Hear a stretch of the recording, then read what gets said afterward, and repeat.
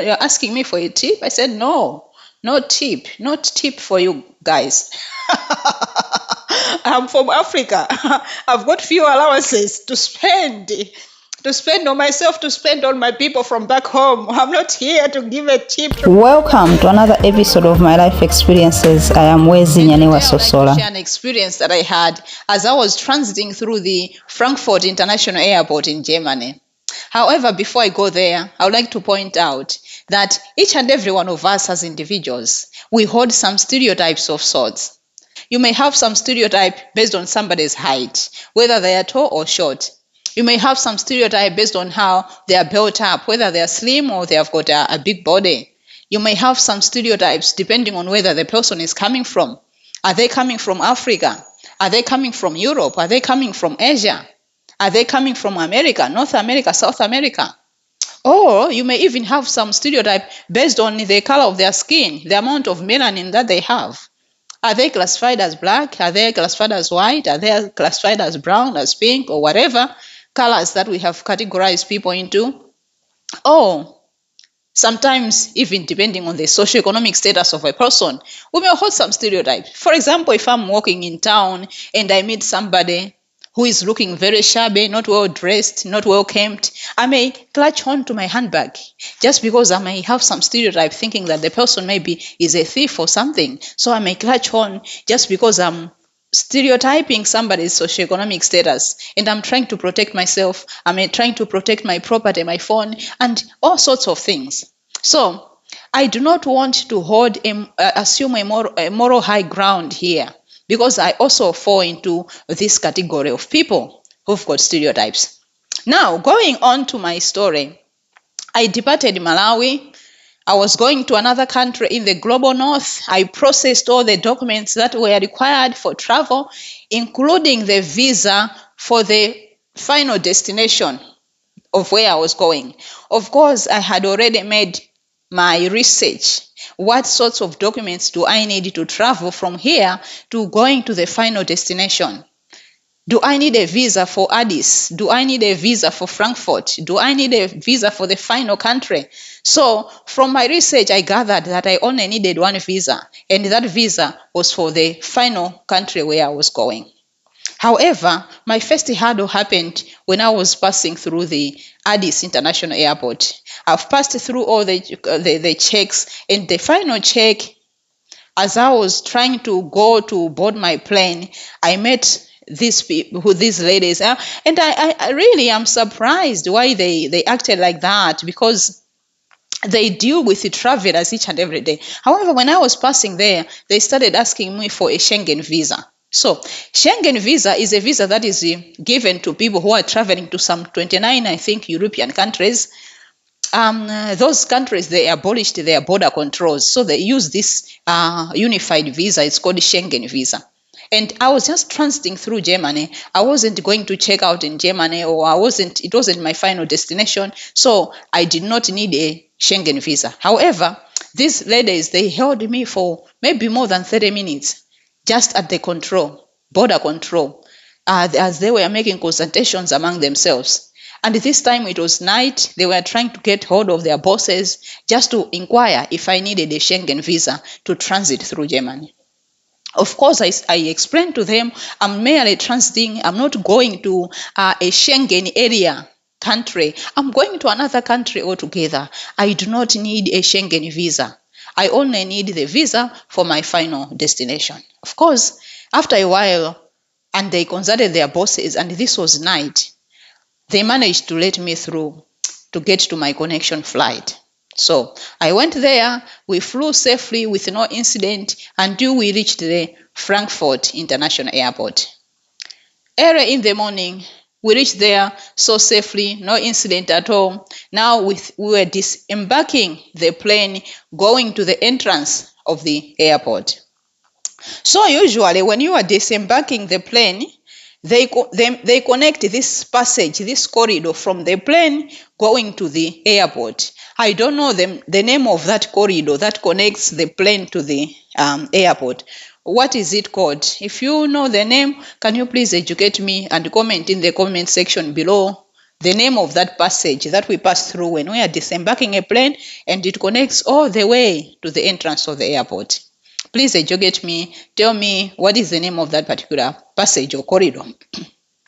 We started disembarking, and the first thing that I observed, the disembarking was so slow. The queue was moving so slow just to get off the plane, to move through that corridor, and then to make a connection to the airport. It was rather slow. Usually when people are traveling and are flying, once they disembark the plane, they rush either to check out, they want to be the first to pass through the customs office, they want to go, or they rush to their connection flights because they don't want to be delayed in between. So usually it's either you're running or you're walking briskly. It's rare for somebody to be walking slowly as you are disembarking the plane and you are going through, checking out into the airport. It's very rare to walk slow, but the walk was so slow, the queue was so slow. It was like all of us were so congested in this passage, in this corridor, going out. It was my first experience. It was my first experience. And really, it was so surprising that what is happening? Why are we moving so slowly? However, slowly as we walked and as we were approaching the exit of that corridor to the connection of the airport, it now made sense why we were delayed. Just at the exit of that passage, there were placed some airport securities, both sides, this side and this side, about 4 on this side, and 4, maybe 3, 4, the other side. Security personnel checking each and every person as they were disembarking the plane. And this was a first experience for me. I haven't had a very long traveling experience, and it was my first time. This was the first time actually to transit through Germany, and it was my first time also to be checked like this, just disembarking the plane, and immediately you are meeting the airport security. And they were checking each and every person, scrutinizing each and every person. That's why the exit and entrance to the airport was very slow. So, slow as we went, my turn came. I presented my passport, and they took my passport. The way this guy was scrutinizing, and I actually told them that I'm a transit passenger. You know, just to point out that as a person, I've never considered Germany. Not that I've got anything against Germany, but it has never come across my mind that I want to go as a tourist to Germany. It's never crossed my. I've thought about going to Italy. I've thought about going to Spain. I've thought about going to France, but I've never really considered going to Germany. So I was just passing through Germany as a transit passenger. Yeah, I know a lot of people, they go there. I've got nothing against Germany, but I've never considered. So, and when they stopped me, I was just like, guys, I'm connecting. I'm going to another country in the global north. This is not my final destination.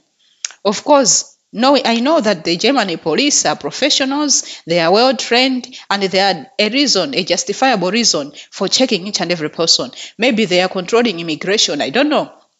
But really, to be honest, if you are controlling immigration, most of the people who are illegal immigrants going through to Germany or going to Europe, they are going through water, coming from Africa, North Africa, Morocco, Egypt, Tunisia, those countries, or coming through the Middle East, coming from Asia. They pass through the water. That's how most illegal immigrants travel.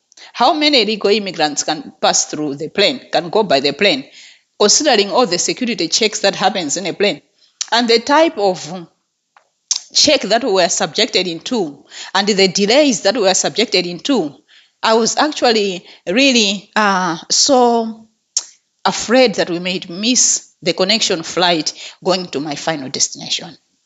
So they took my passport. They started scrutinizing it. They looked at my passport. I told them that I'm a transit passenger. I'm not checking out into Germany. I'm not going to Germany at any point. I'm transiting. But they still hold on. And another person, and from that person, another officer, security personnel, took my passport, and he had this magnifying glass kind of object. Had a magnifying glass, and he started scrutinizing my visa. And this visa was not a Schengen visa even. It was the visa for the other country where I was going to the final destination. And they took the magnifying glass and they started scrutinizing the passport. They started scrutinizing. I said, am I looking as if I'm an illegal immigrant? I'm not coming to Germany. I'm just passing through. But I just had to be patient because, you are dealing with security personnel officials. They may feel as if you are not, the demeanor that you are showing, they may mistreat you just because of that demeanor. So I just decided to be respectful and to be patient. Even though inside I was impatient because I had to make a connection flight to another country. Finally, they managed to give me my passport after that type of scrutiny, and my colleague, the one I was traveling with, also went through all that scrutiny, and they even much more than I, but they managed to release us after also a long time. And we rushed through the airport, going through all the security. And as we are passing through the border, the security, just to go now to where we are supposed to board our connection flight, going to and the other country where I was going. There again, I'm passing through. We take off the shoes, we take off everything. I put my luggage here to be checked. And I was just okay because I did not carry anything like an illegal substance. So I'm passing through. I've passed through, and the other side, I noticed that they have taken my bag. They have told me now to take off everything from my bag. They take my laptop. They tell me to open my laptop and to log into my laptop. And why am I under this kind of scrutiny again? The first scrutiny just coming from the plane, and now the second scrutiny as I'm passing through this control, the security. I removed everything, even the underwears. I removed everything from they had to look at all my clothes. And then I took my laptop. They told me to log in. I was just like, God, let me remember the password. Let me remember. Sometimes when you're under pressure, you even forget your password. Fortunately enough, I managed to log in the laptop while the Gestapo or the airport security was just watching. And I finished. I loaded back my luggage, and I asked, why did you do that? And I said, your luggage, it tested positive for explosives. Like what? I tested positive for explosive. Oh, why? I've never gotten in touch with any explosives. So it tested positive for explosives? I said, well, it's okay as long as I've managed to pass through. And I went all the way, and then we took our connection flight and we went to the final destination where we are supposed to go. And it was such a hectic travel. It was such a hectic trip passing through the Frankfurt International Airport. In contrast, after some days, as we were coming back from the global north, getting through Germany and now proceeding all the way to Addis Ababa, I did not face any problems. We disembarked from where I was coming from, getting into the Frankfurt International Airport. We did not meet that type of security. It was all clear. People were moving safely, securely. People were moving at their own pace. No security, no Gestapo, no one of the German security personnel was there. We just moved and we just passed. No one was there at all. And it was just like, okay, I'm coming from the global north. I'm going into Germany. I am not meeting any security. However, as I was coming from Africa, getting into Germany, I was scrutinized as heck. What is this? What is this? Prejudices. Prejudice against the country where you're coming from, prejudice against the continent where you're coming from, just full of prejudices. And I don't understand why. Because like Africans, we are going there, we want to be illegal immigrants. Of course, most of the illegal immigrants also, they're coming from Asia and the Middle East and wherever. So I don't understand why they had this stereotype against us coming from Africa, being scrutinized like that. Maybe we have to start dealing with our own issues. We have to start developing ourselves as Africans. If we want to be recognized abroad, we have to work on ourselves first, because really it was so embarrassing and it was so delaying. going into Frankfurt International Airport, coming from an African country. In contrast to when I was coming from the global north, getting into Frankfurt, nothing. I was treated respectfully. I couldn't see any security coming from that plane. Huh? It is so strange. It is so strange. But however, let us try as much as possible, even as you may have some stereotypes. We should try sometimes just to pretend as if you like the people. You just pretend as if you like people from Africa, or pretend as if you like people of that melanin. Just pretend instead of holding somebody to that sort of magnifying glass kind of scrutiny that I went through. Finally, what is it that I want to say in conclusion? First, as Africans, let's create dignity at home. Let's create our own dignity. Let's dignify ourselves. We are the first ones really to be corrupt. We are the first ones really to be unjust against ourselves as Africans. We are not developing our countries. If you cannot create dignity at home, how can other people respect you? You have to earn your respect. It's all about your socioeconomic status. It's all about the money. Money talks. If you don't have money, how would you expect somebody to respect you? Love your country. East, west, home is best. That's it. Let's stay in our country, surrounded by our loved ones. Let's try our best to make the best of the country that we have. We can do agriculture. Other countries have got so many minerals. They've got diamonds. They've got all these industries. Let's be just, give jobs to each other as Africans and develop ourselves. Because you can't just go and demand respect somewhere if you are coming from this poverty. Because the money, whether you like it or not, it does talk. It does talk. If we had money, if we are very well developed, we would be respected there. But we are first persons to loot our own countries. That's why we're not being respected. The other thing that I want to say is that we need to seek the right process for entry and immigration into other countries. We don't have really to go there as illegal immigrants. It's because of this reason that the security is so tight at the Frankfurt International Airport, because they suspect each and every person to be an illegal immigrant. When some of us really, we are going there just as a tourist, so we are going there just for work purpose. We're not going there to stay. We are not even interested in going into that country.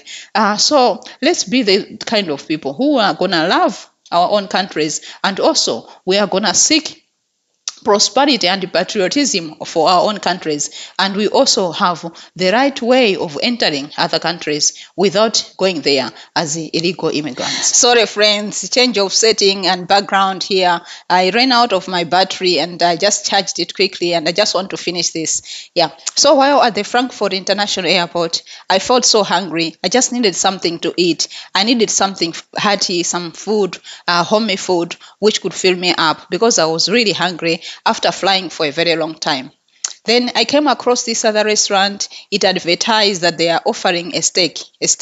So in my mind already, I had started salivating. I had started imagining that it would be a very hot steak just coming from grill on my plate, and I would eat it. I would be filled up. It just aroused some sort of senses. Salivating in my mouth, just thinking that that's the kind of meal that I'm getting.